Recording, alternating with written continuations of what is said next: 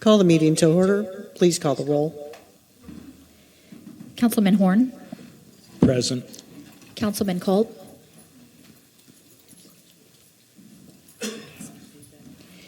Councilman Cooper. Here. Councilwoman Gregory. Present. Councilwoman Cruz. Here. Councilman McDaniel. Aye. Mayor Moore-Wolf. Present. 6 present, 1 absent. I need a motion for Councilwoman Gregory to participate remotely through electronic attendance pursuant to Open Meetings Act, Section 7A. So moved. Second. Councilman Horn. Aye. Councilman Cooper. Aye. Councilwoman Cruz. Aye. Councilman McDaniel. Aye. Mayor Moore-Wolf. Aye. 5 ayes, no nays. Please stand and join in the Pledge of Allegiance. I pledge allegiance to the flag of the United States of America and to the republic for which it stands, one nation, under God, indivisible, with liberty and justice for all.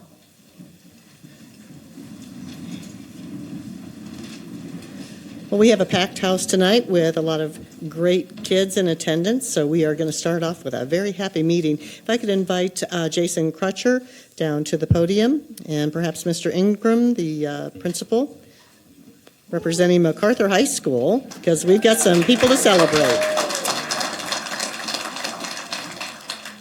First, I want to say thank you guys for inviting us down here to honor our girls and boys basketball team. As you know, we had 2 very successful teams this year. Girls won 27 games, boys won 34. They both each won the regional sectional title, made it to the final 8. Just came up a little short, couldn't get over that hump. It was a learning experience for all of them. It was the first time they ever won a sectional title. Got to play in the final 8 game. Got a bunch of great group of kids that worked hard at this. Sometimes it's not fun, but this year, I know being on the boys' side, you couldn't ask for better kids, and it was fun every day coming to practice, playing. The community support, they followed us. We went to St. Louis 4 times, and just at the end of the year, all the community support it was great to see all the fans in the crowd travel with us. I know when we played at the BOS Center, we had over 3,000 people. I'm not saying they're all Decatur fans, but it was a packed house, so we couldn't be more proud of the kids in our MacArthur High School. Fantastic. Principal? Greetings. I came to bring good news from the West Side. We're super excited, as Mr. Crutcher mentioned, but I want to acknowledge the great support that we received from our superintendent, Dr. Clark, and her team from this community. We had about 8 fan bus opportunities over our last 8 games, and our kids did not pay a cent to ride the bus or to get into games because of community support. So when you have a community like ours, every chance that you get to shout about the support of our community is worth saying.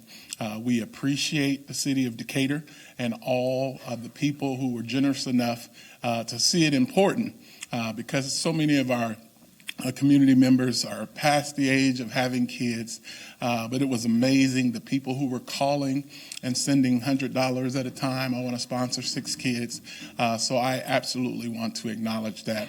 I want to acknowledge 2 great coaching staffs, Jadon Bryant and Coach Green with the girls just did an amazing job. They are back-to-back regional champions, and so to win a sectional for the first time in our school history only shows the hard work that both the students and the coaches put in. And I know that Mr. Crutcher doesn't want to pat himself on the back, so I will also acknowledge the boys basketball staff, Coach Tyrese Bryson, who's building quite a dynasty there at MacArthur, Coach Crutcher, who doubles as the AD but also as a sideline coach, Coach Mike Wilder, a Decatur legend, who has taken his time to come back to help our kids be great, and Coach Terranius Thomas. So we're just peachy excited that we were able to do the amazing things that we were able to do. And we actually believe, talking to both coaches, the best is still yet to come. So thank you guys for having us today. Absolutely. And we'd like to invite the Lady Generals coaches down first, and I will have you call your team members up to the front. I will present them with a Stephen Decatur medallion, and then we will have the boys coach. And Coach, if you'd like to say a couple words before you start bringing your ladies down, I'm going to get up and go get the medals. Okay, absolutely. First of all, again, just want to echo the sentiments of Coach Crutcher and Mr. Ingram. I want to thank you all for having us tonight. These type of things don't happen very often, and so it is a privilege and an honor to be here. Very humbled, very, very proud of these group of girls, my varsity team, as well as some of the JV girls. Coach Fred, who's not here, my assistant coach, and Coach Green, who's my JV coach. Very appreciative of them in this program. And the history that we made this year, nobody can take that from us, so thank you so much. Today I have, Lexi Meyer, Keishana Jones, Heaven Ambrose, Zanaya Gibbs, Journey Wilson, Rakia Harper, Lanaya Taylor, and Kylie Carson.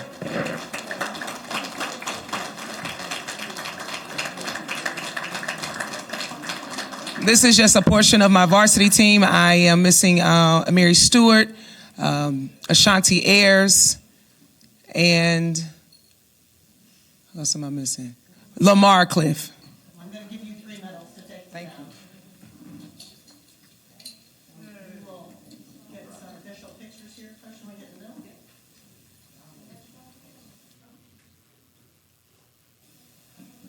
I'm going to take one. 1, 2, 3. Thank you.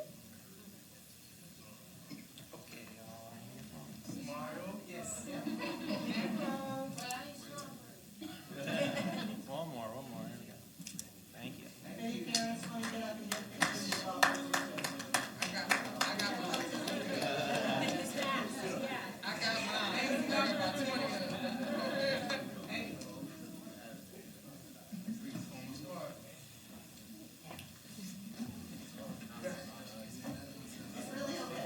All right, ready? Lexi, look up. Okay, there's a whole bunch. Flex the medal. There we go. All right, 1, 2, whoop, there it is.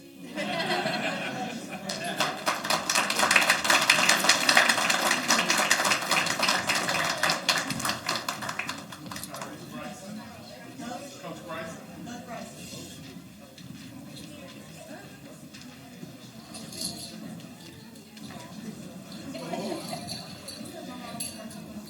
Thanks for having us today. This year was the best year that ever happened in Decatur as boys basketball. Like I said, I had a good group of guys this year. I mean, respectful, came to school on time sometimes. No disrespectful kids. Like I said, I want to thank Principal Ingram, Crutcher, and coaching staff. I mean, everybody. I can't say I did this by myself. I got to thank the administration and MacArthur, Cordell for helping me all the times I needed help, and Crutcher, don't have to do this, and Mike and Hurt. So I just want to thank everybody. Y'all come up here. I'll call y'all.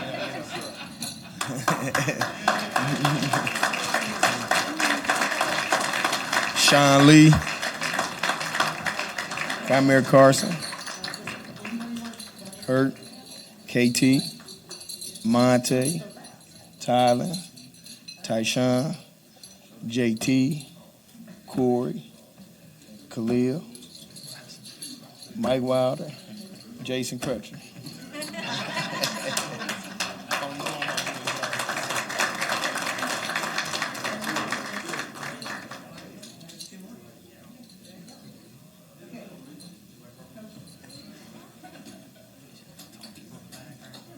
Should know. I I think I'm good for mine. Let's go. Ready? 1, 2, 3. Thank you. All right, right got here, it? guys. One more.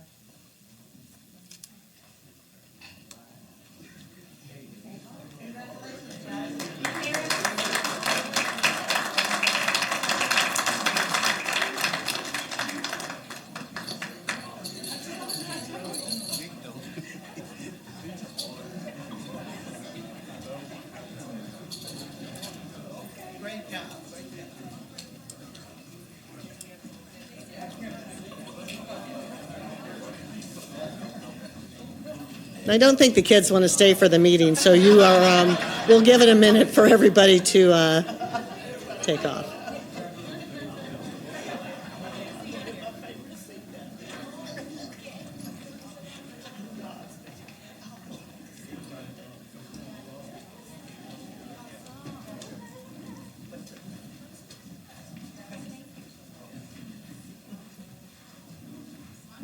Well, some of them are staying, I think, maybe. And the fun is not over yet.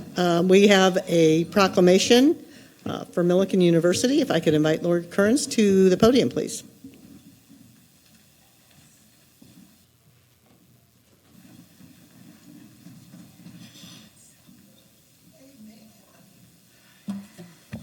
Madam Mayor, City Council, and City staff, thank you so much for the opportunity to be here today. I'd like to read for you an official proclamation. Whereas Millikan University has been a steadfast and transformative anchor institution in the Decatur community for 125 years, contributing significantly to the region's educational enrichment, cultural vitality, workforce development, and economic strength.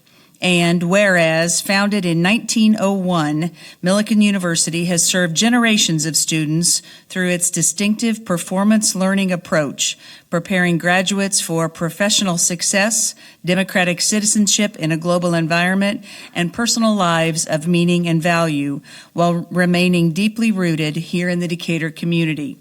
And whereas, serving as Decatur's university, Millikan has empowered students to combine knowledge with practice throughout the College of Arts and Sciences, College of Fine Arts, College of Professional Studies, and the Tabor School of Business, producing alumni who make lasting contributions locally, nationally, and around the world.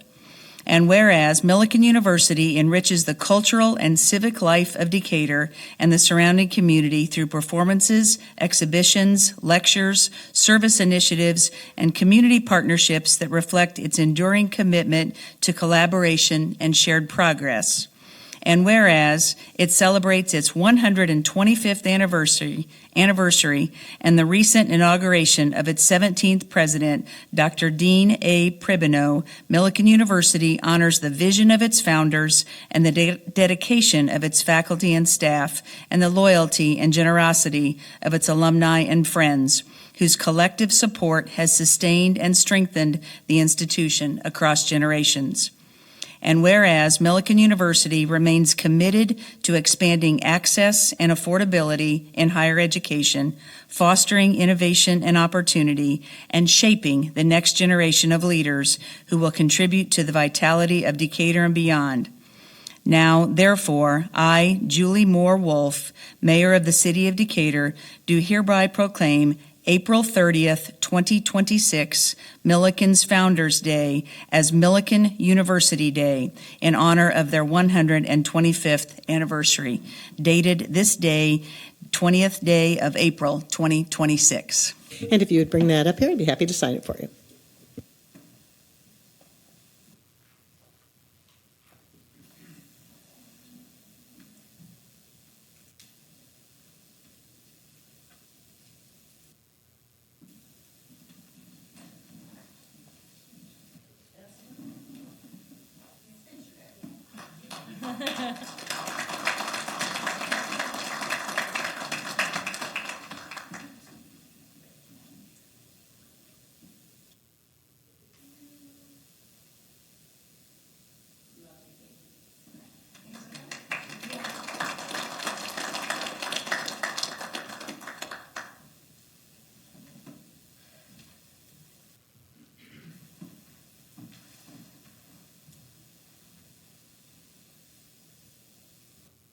And that brings us to appearance of citizens. Our policy relative to appearance of citizens is as follows. A 30-minute time period is provided for citizens to appear and express their views before the City Council. Each citizen speaking will be limited to one appearance of up to 3 minutes. No immediate response will be given by City Council or City staff members. Citizens are to give their documents, if any, to the police officer for distribution to the Council. When the Mayor determines that all persons wishing to speak in accordance with this policy have done so, members of the City Council and key staff may make comments. Does anyone wish to appear tonight? Please come to the podium, sir. And you just need to give us your name. We don't need an address. Shimmy Wells Sanders with the Smile Outreach. Hi, good evening, Mayor, City Councilman, City Manager. I just want to bring something that I'm trying to do with the youth this year. My name is Shimmy Wells Sanders. I stand before you today not only as a community leader, but as a father who have lived through one of the hardest pains a person can bear. My daughter Shemai was shot and killed as a result of gun violence. That there is no way to fully explain the pain of losing a child in that way. That loss changed my life forever. As her father, I carry her memory with me every day. I made a promise that her life would mean something. I do what I do because I do want to see any other child, any other parent, or any other family go through the same heartbreak. That is why I'm here today to propose this youth lawn care program.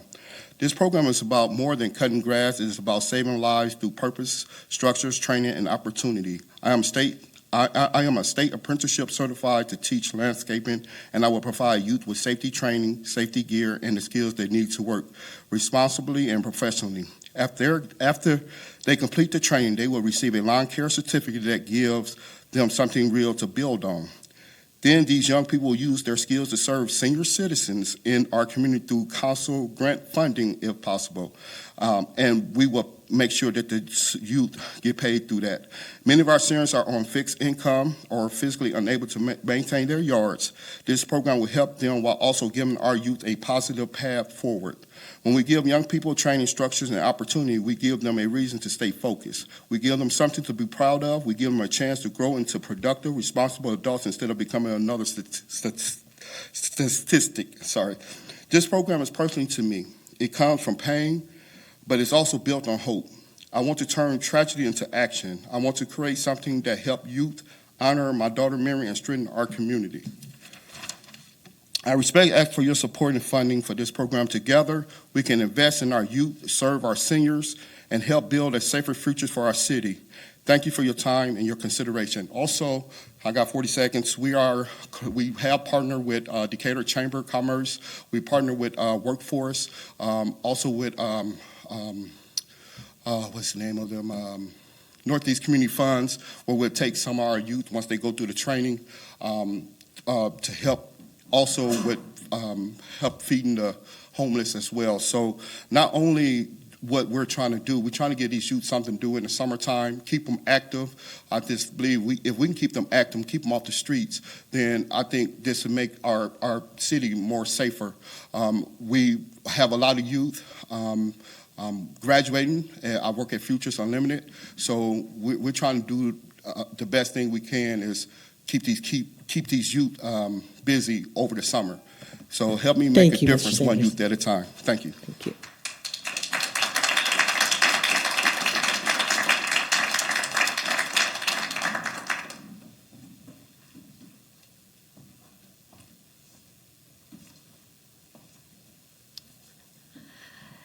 Good evening, Council. If you had asked me at 4 a.m. this morning what I would be doing with the first 4 hours of my day, I would have never told you exactly how that ended.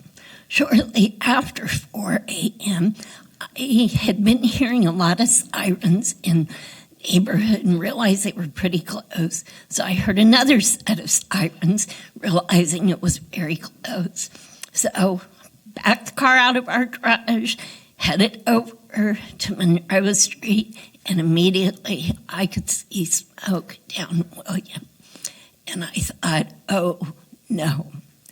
So for those of you that don't know, I'm the treasurer of the Oglesby Mansion. So headed down that way, and it was the neighboring house. But I'm going to tell you, For 4 hours, I watched firefighters do unbelievable work. I watched them as a team. We all need to be Team Decatur, and let me tell you, Neil would be a great coach for us. He was on the ground. I carried water out. We had bottled water in our refrigerator. It was the fire chief that came and got it to take to his guys. So I watched them pour water on the side of the Oglesby mansion, which is literally about 2 feet from the other mansion that was burning. So I stayed inside, and all I could do was stand there, hope they were going to make it, because all I could do was mentally start making a list of the things we were going to be carrying out of that mansion. And let me tell you, our artifacts from Oglesby date from the 1800s. So we would have had a ginger project to carry them out. I'm very happy to say right now it looks like we did not sustain any damage, but it was definitely the good work of our fire department. I also want to make it very clear, this was not an abandoned home. This was not a burned out home. It's a home that's current on taxes. It was getting ready to be put on the market. So it's not one that should have been on the demo list and isn't on the demo list. It's also one that, to my knowledge, has probably never got a code violation. So sometimes things happen that we don't want to see. Thank you, Ms. Owens. Does anyone else have a comment for council?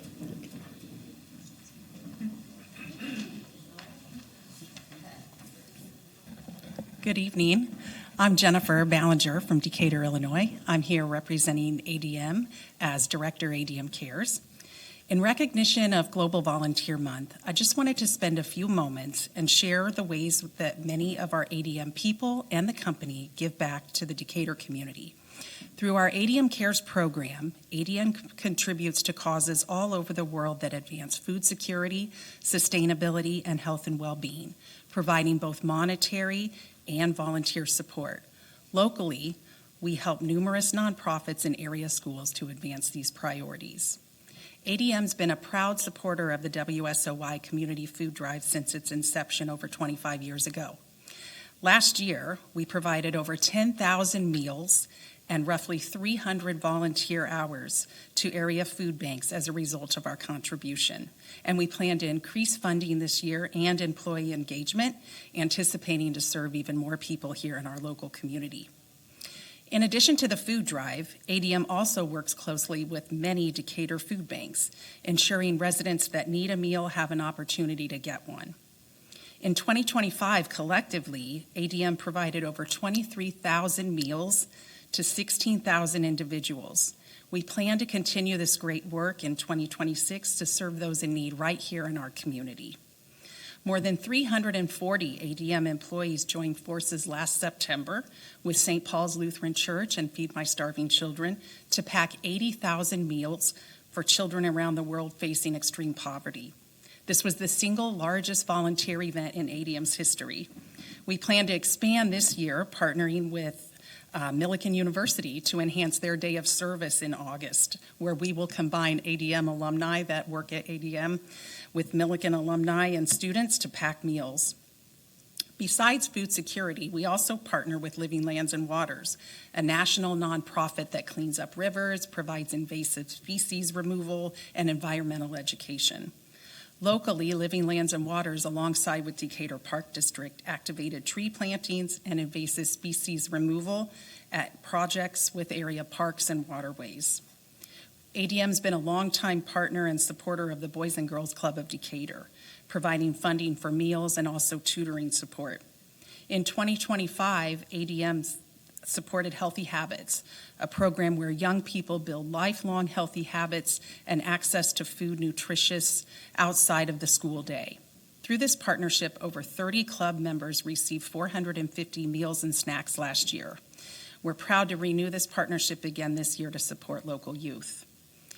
ADM also contributes to the Macon County Farm Bureau to support Ag in the Classroom programming, which brings agriculture to life for at least 8,500 area students. And I'm sorry, Ms. Ballinger, but you are out of time.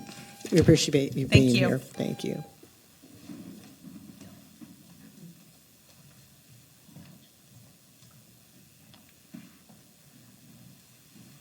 Good evening. My name is James Taylor.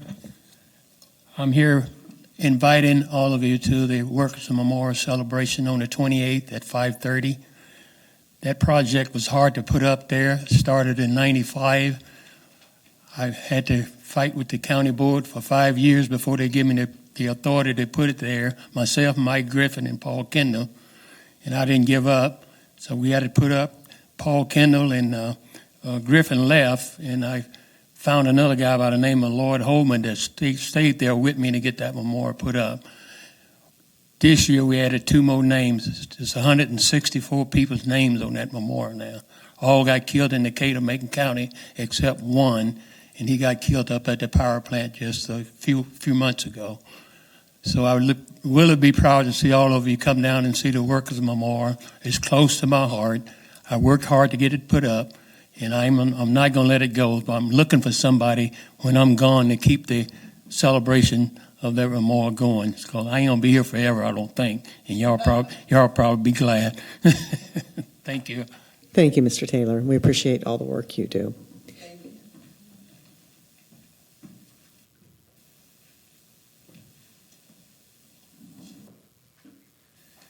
Good evening, Mayor, Council, City Manager.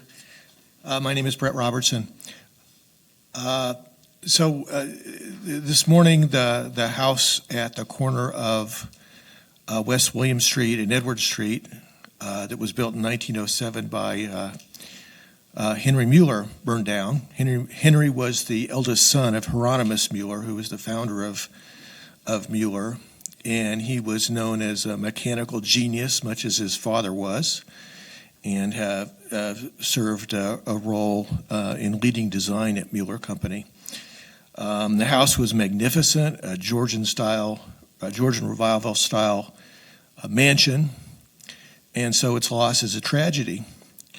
But as Ann mentioned, it could have been an even bigger tragedy because it's only a few feet away from the Oglesby Mansion. And so thanks to the heroic efforts of the Decatur Fire Department, that larger tragedy was averted. So kudos to them.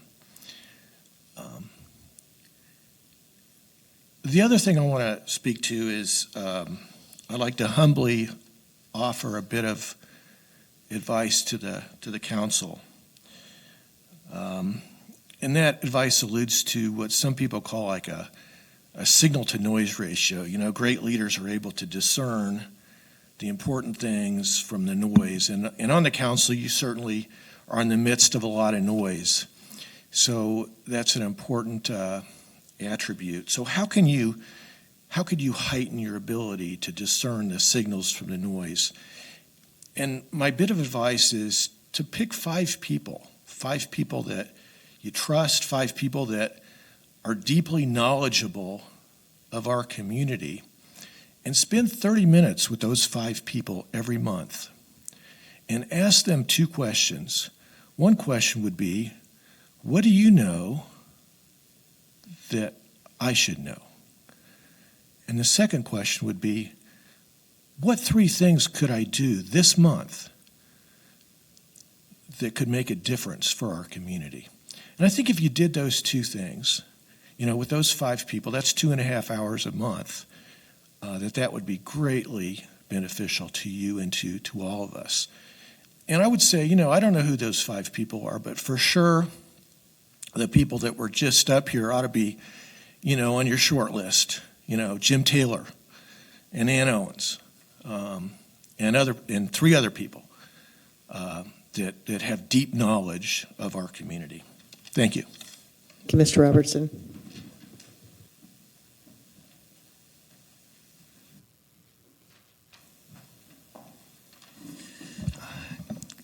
Good evening, everyone. I feel it's definitely hard to follow up after such amazing comments from everyone.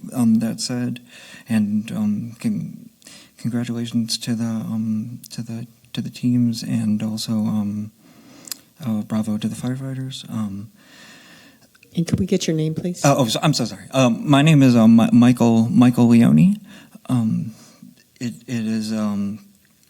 And I am, the reason I'm here tonight is, well, first I just want to say that I wasn't sure how long I would be in this area, but now it's some things in my life have happened that make it pretty clear that I'll definitively be here, and so now I'm not my civic engagement isn't really split. It's more so just entirely focused here. But that said, I am I think I've mentioned it once prior in a public comment here, but I am a caseworker at the local public aid office, and the reason that I am here tonight is because I think that we really need, and it's my understanding that it's under y'all's jurisdiction. The roads can be pretty darn confusing, but we definitely need a crosswalk around the intersection. I would probably say of Orchard and Water, and quite frankly, it makes a lot of sense because right across the street from where I am, my facility is located, where I work at, is crossing, so it makes sense that you should be able to cross over to crossing, and so I just wanted to I just think it would be very beneficial, especially because there's an employee parking lot, and people just don't park in there because they don't want to play Frogger, basically. And otherwise, I would say that I will just get on record my support for replacing the property tax system at all levels of government within the state of Illinois with a land value tax system. I'm not entirely sure how it would impact the farmers and mobile home owners. I'm pretty sure it would affect the mobile home owners negatively, unfortunately. I'm not sure how to make it less regressive upon them, but I'm definitely, when crafting such a policy, I would definitely suggest having farmers at every at the table all along the way. But I definitely think that a land value tax would really just provide. I'm sorry, Mr. Leone, you are out of time. All good. Thank you for being here. Does anyone else wish to address council tonight?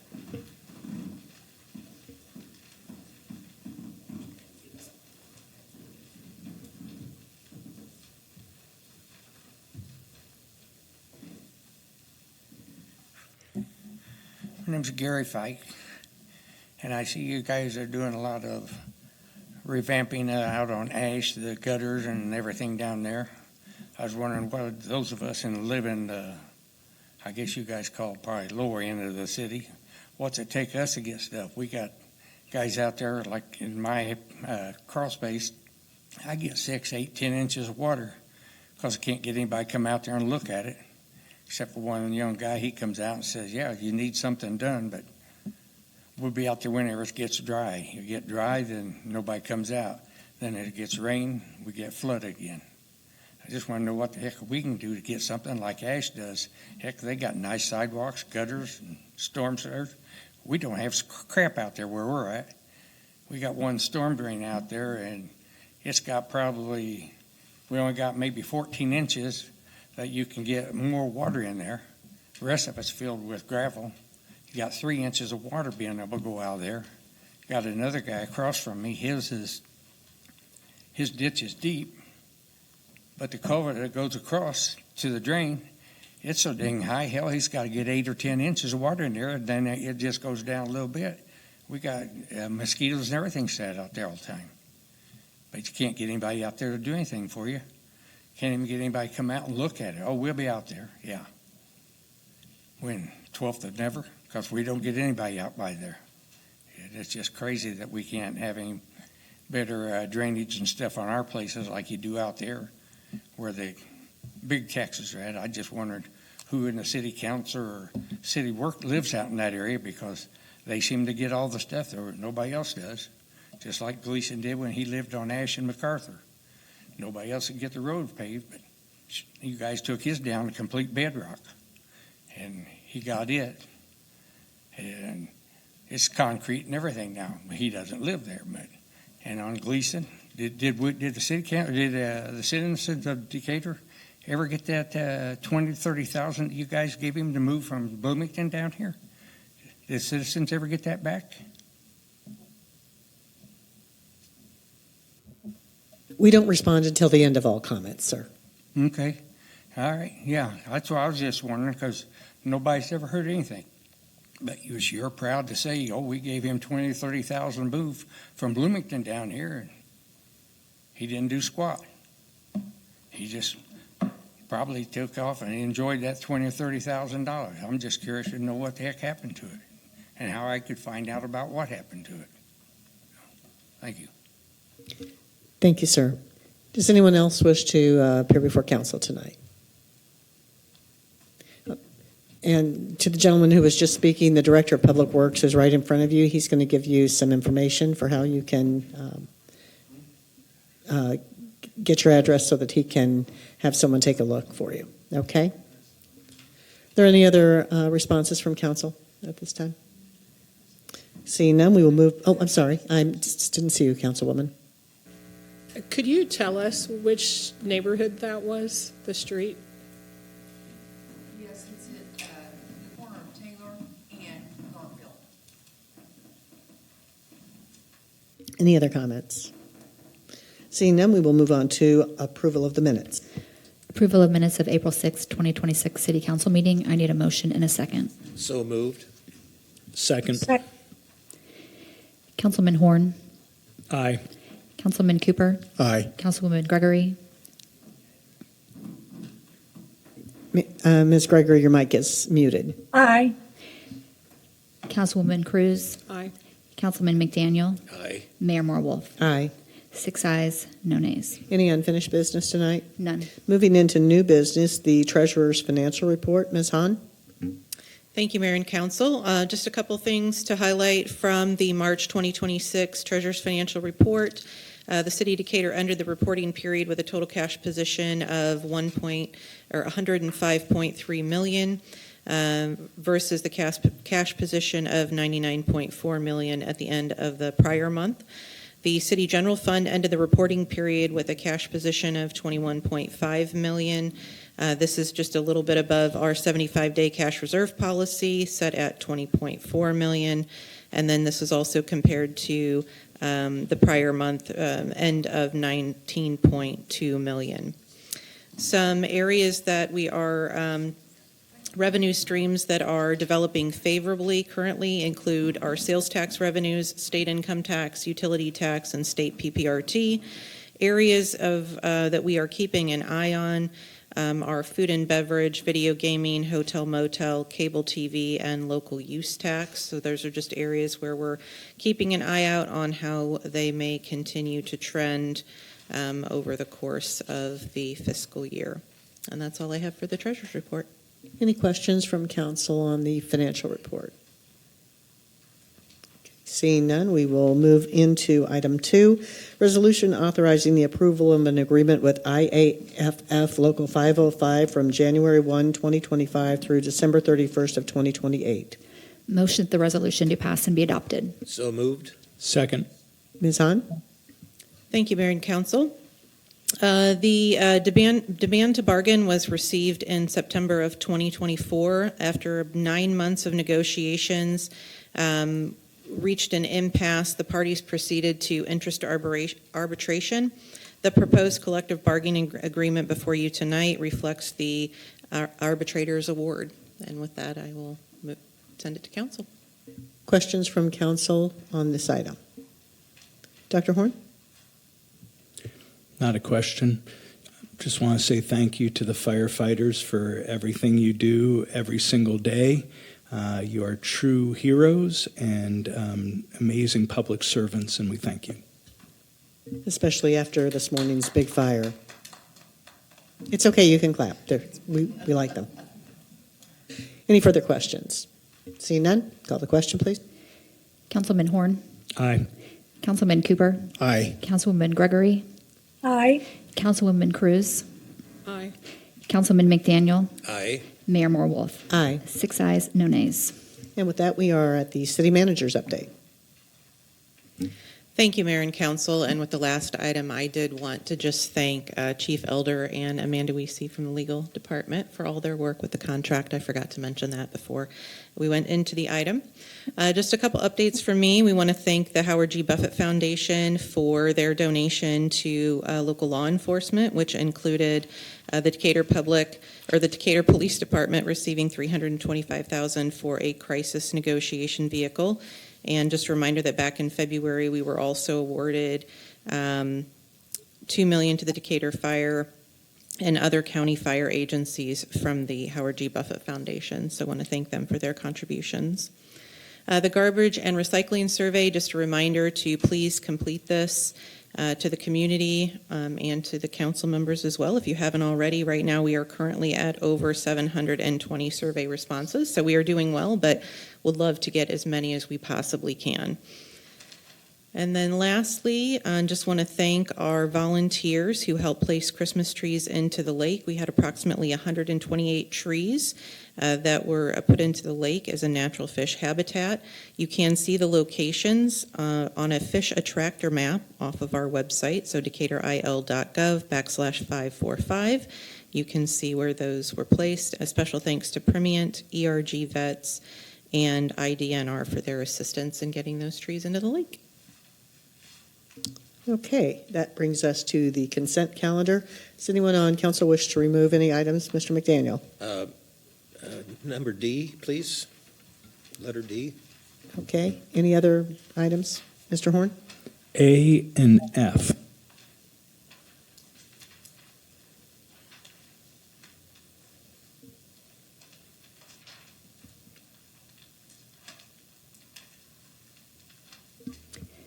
Item B, resolution accepting the Sourcewell contract of LDV Custom Specialty Vehicles for the purchase of rear seating upfits for 2 transit cargo vans.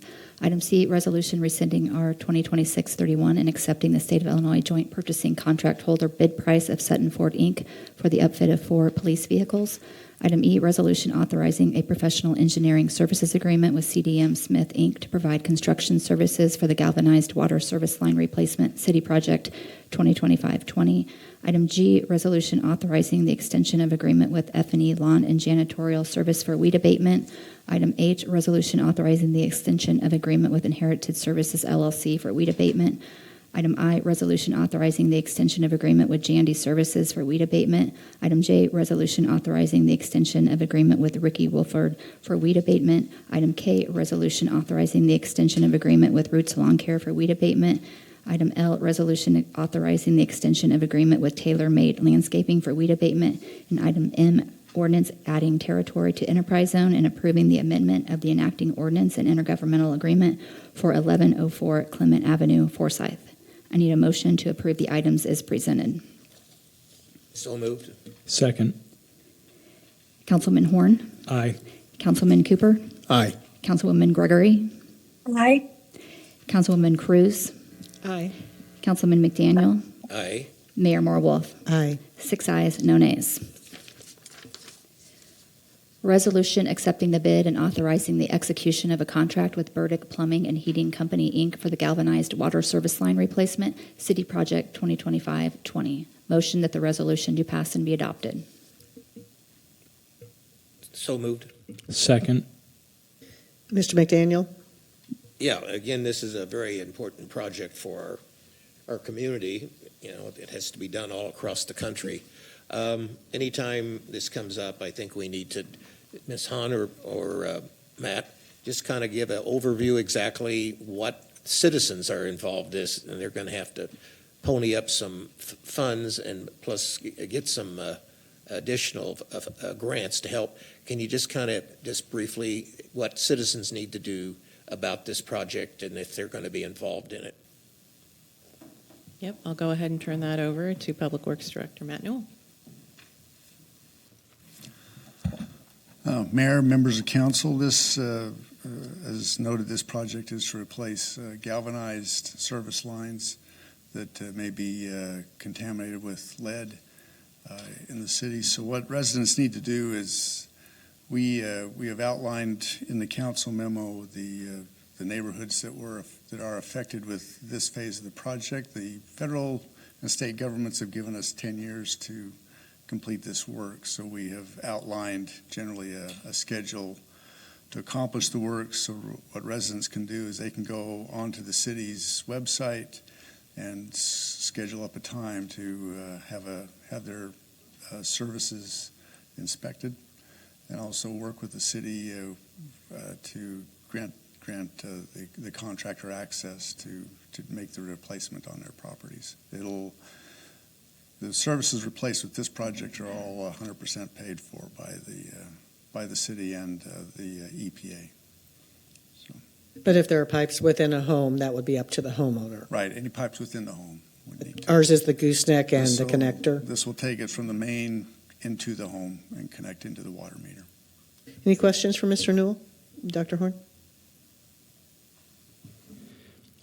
So I agree with Councilman McDaniel. This is important to talk about. So in reading the memo, Decatur has approximately 30,098 water service lines, and of those water service lines, 6,670 may need to be replaced. And we've talked about galvanized water service lines, and we've mentioned goosenecks. What specifically might need to be replaced? Is it the gooseneck, and is that because that's made of lead, or is it the entire line? The entire line will be replaced. The galvanized pipe is a pretty rigid pipe, so it would be ran from the house to the main, and then they would use a lead, what they would call then a gooseneck, too. It's pretty flexible because lead is very flexible to bend it into the main. So what this project will do is remove the lead gooseneck and replace the line all the way from the main to the house, to the water meter in the house. And it's estimated that will be $10,000, but that's going to be covered by city funding or via state funding or federal funding? Right. There's the project is noted as $4.3 million. And $2 million of that is totally a grant from the state to the city, and the remainder of that is a 0% loan. I would note that our records are atrocious on this. So as we do them, we found that our records can be 50 to 80% incorrect. So it is our anticipation that our lines are the number of our lead contaminated lines in the city are much less than what we currently show. Pat? I know when this problem arose in the program, because my house was built in 1927, I immediately ran downstairs to see the pipes coming in. And of course, it is brass. Thank goodness it had been done about 3 years before I moved in. So people can just go down in their basement or wherever and just kind of look at where the water pipes are coming in. They might be relieved that they don't have to worry about this. And the city can come and inspect them too. Yes, but again, right now, till the city gets there, yes. They'll sleep better knowing, they don't have to have that. You're right. Councilman Cooper. Couple questions for you. I know you say that individuals can go on the website and pull it up. Many of these homes are obviously extremely old, and a lot of the tenants of those homes or residents, owners of those homes are up in age, and many of them do not have internet services or ability to get on the internet to look at our website. What are you doing to have in place for those individuals? That's one question. Part of that also is, I know we started this, I think back, probably, I know we did some last year, is that correct? Yes, we've been doing it. Can you tell me how many homes were done last year as an estimate. And then it was my understanding, if I'm correct, that the residents' portion was approximately $3,000 or thereabouts. Is there any way we can get? A lot of people still can't afford that, even with them paying parts, they can't afford it. Can we look? We got $4 million. Can we look at of increasing the amount that we're doing for the people, and provide more money to them out of those funds, and still reduce the bear that the residents have to pay? Because most residents, they probably want it done, but many of them ain't gonna be able to get it done because they can't afford it. We can look at that, yeah, the opportunity to do that. I do not have the number that we actually replaced last year just immediately to hand. Do you remember what their cost was? Was it $3,000 for the most residents? We pay, we offer 50%. 50% of the cost. Imagine what was the normal cost? The normal cost has been, to my recollection, $6,000 to $7,000, and the city pays half of that. Yeah, so it is still a pretty steep slope. Mr. Horn, did you have additional questions? So, Mr. Knoll, can you briefly talk about the water treatment process? Don't we add things to the water that might reduce the probability that lead would be released from the gooseneck? Right. For years, the city and the country in general has treated the water such that it would scale a layer of chemical calcium over the line to prohibit anything directly leaching from the pipes, and that has been the way that the lead issue has been handled for decades, so realistically, the lead in the city's system is really very low or non-existent. The lead mostly seen in homes is from the internal plumbing of the. So that being said, even though there may be as many as 6,600 water service lines that could have a lead gooseneck and galvanized pipe through the traditional water treatment that we're doing, the amount of lead that's being released is probably quite limited. And that brings me to kind of my next question. If we think back to our February 2nd meeting, we got some exciting news that the city was awarded a $1 million lead hazard reduction grant and a $400,000 Healthy Home supplemental funding. And that was funding that would support 10 homes being remediated from lead. And the reason I bring this up is part of that memo said that according to the Macon County Health Department, there were more than 80 active cases involving children under 6, with 70 families affected. And so I guess my question is, we're spending millions of dollars tonight to remediate these lead goosenecks and replace the galvanized pipe, but we have 70 families that Macon County has identified as being affected by lead. How can we direct resources to mitigate that problem, which I would say is more acute, so that those families are protected from drinking lead-contaminated water? What can the city do? We provide, $10,000 to prevent sewer from water from backing into basements, right? We're providing up to $10,000 for this program. What can we do quickly to reduce amount of lead in the water of those 70 families? I guess I'm not prepared to give a good response to And that's private okay. property issues. I don't think you need to do a response right now. From my perspective, the more urgent need from a public health perspective is how the city can work with those Macon County families or Decatur families for which lead has been detected in the drinking water, and what can we do now? Mr. Cooper, did you have a comment? Yeah, just a follow-up. You didn't answer my question about providing notification to those individuals who do not have internet service. You're right, I didn't.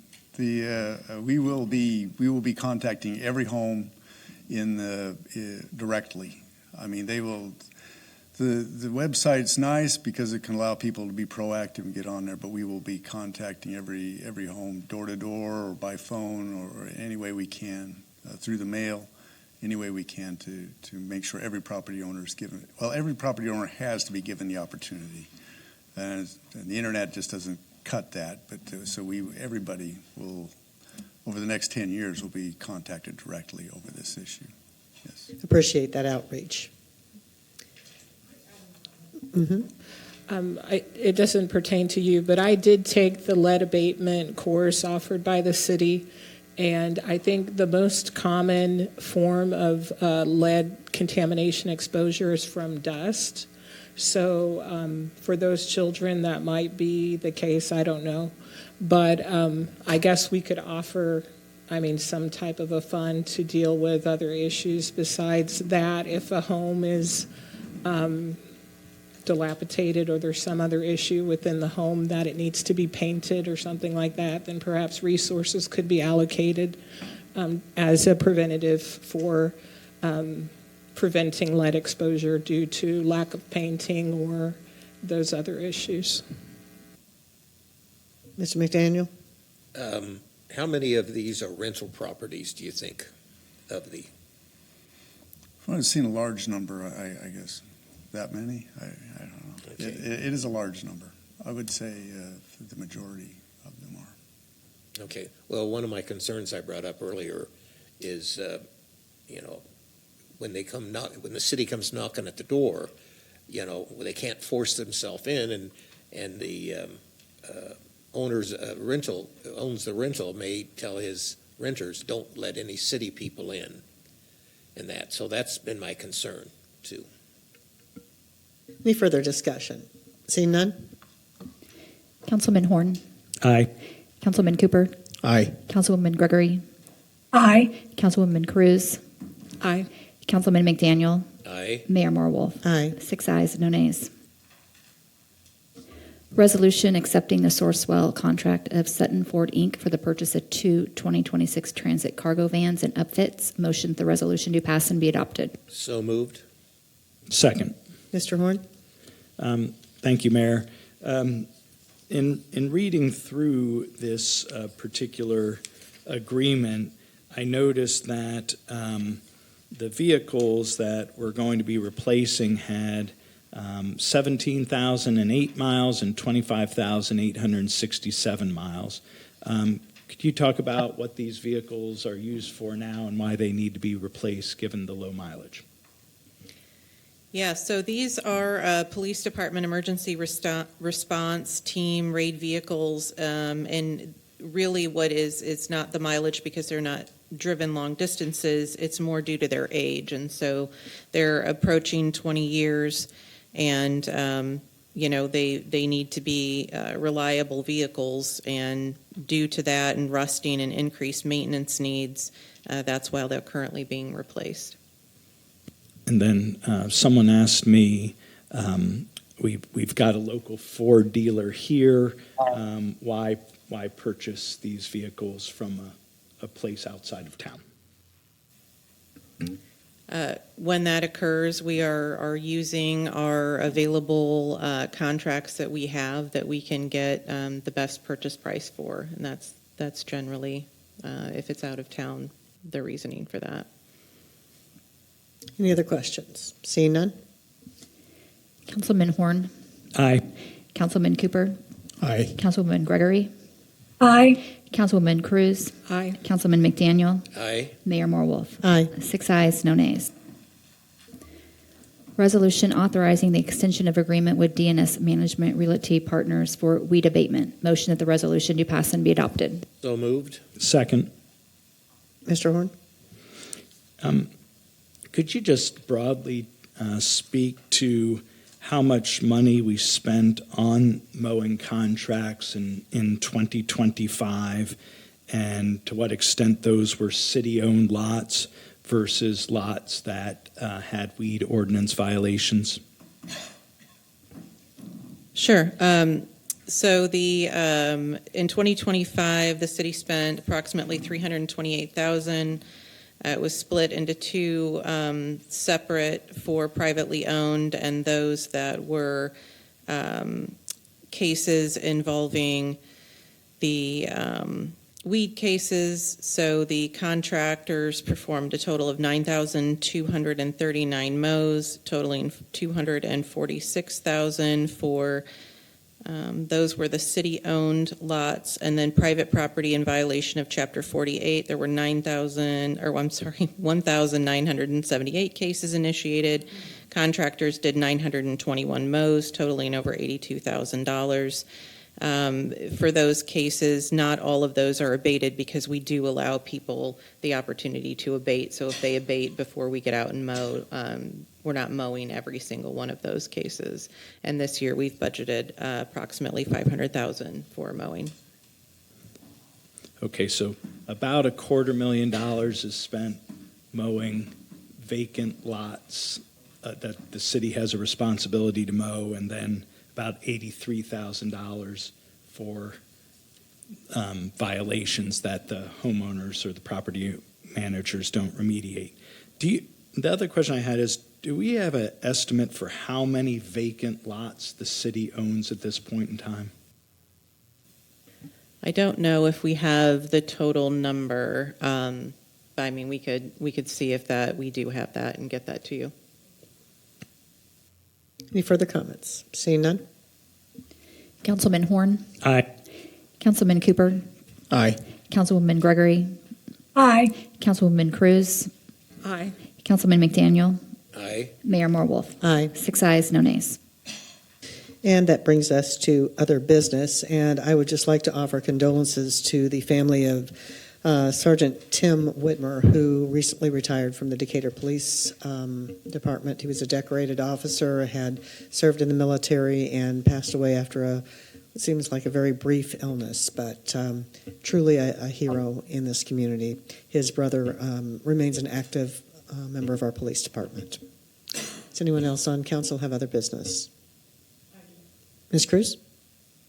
The Decatur Area Convention and Visitors Bureau did a great job creating an annual summary. Could we receive this type of a summary from all coalitions under the city? It may not be appropriate for all of them. They also may not have the funding to be able to produce some of it.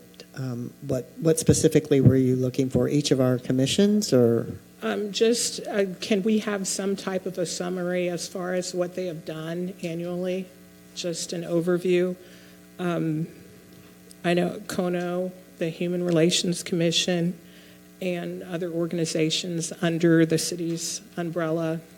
Can we get some type of an annual summary?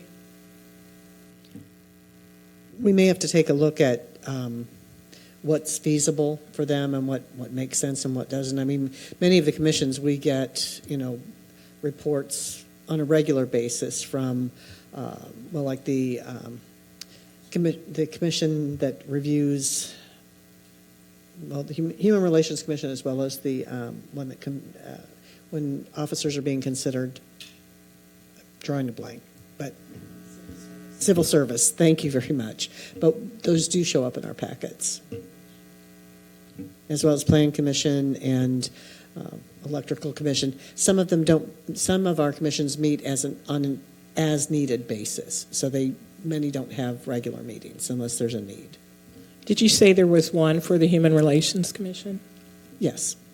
Which, when was that? I guess if you could resend that to me for. I don't know that it came out in an annual report basis, but we get, and their meetings are also televised and on Channel 18 I think it's Channel 18 on cable, but they're streamed on our website, and minutes and agendas are on for any of the meeting commissions. Yeah, I guess if you could ask them if they wouldn't mind creating some type of an annual summary, I would appreciate that.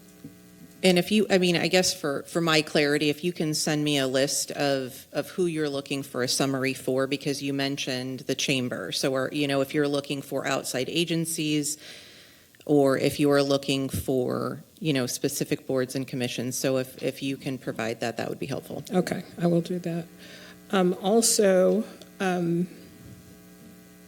could you provide or facilitate a tour of the 24-hour daycare so that we can know the current status of the renovations? Well, right now, I can tell you that we probably wouldn't want to take people through just because it's active construction. We're trying to limit people walking through the building just for liability reasons. But we can give you an update. I can tell you right now we are waiting on an electric panel that was going to take quite some time for us to get. And so that is one of the things that's on back order. But we can I can send to council an update of just where things are in the process. Could that include pictures or video? That update? Could we have images of what it looks like? I don't know that there's much of a difference between what it looked like when we took council through about a year ago. I don't know that there's really much difference because the bids were awarded and there are certain things that we're currently waiting on for the work to even begin. Oh, they haven't begun the work? I don't know that a lot of it, because it's kind of we need this to get done before this can move forward. So I'll get council an update. Okay. Could I have the status of adding links for emergency shelter, food, mental health resources on the city's website? We talked about that the last meeting.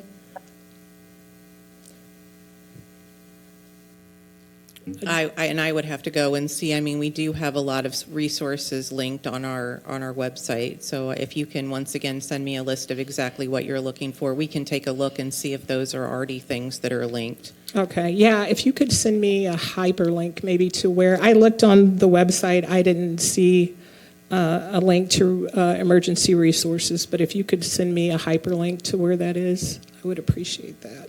I think a lot of it is covered in the 211 call, and that may be more helpful to people because 211 handles, depending on what your emergency is, they've got all of the most current and up-to-date resources because we don't manage them. Is 211 on the website? We talked about this the last meeting. Was that added? I don't know, but I'll find out and send you the link. Thank you. Also, someone wanted to know if salaries are negotiated with the contract with Abbott, and if not, is that something that could be done? Salaries for EMTs and employees of Abbott. Yeah, they are not our employees, so we would have no authority to negotiate salaries with them. They receive a license to operate, and it's a non-exclusive, but they receive a license to operate an ambulance service under our city code chapter.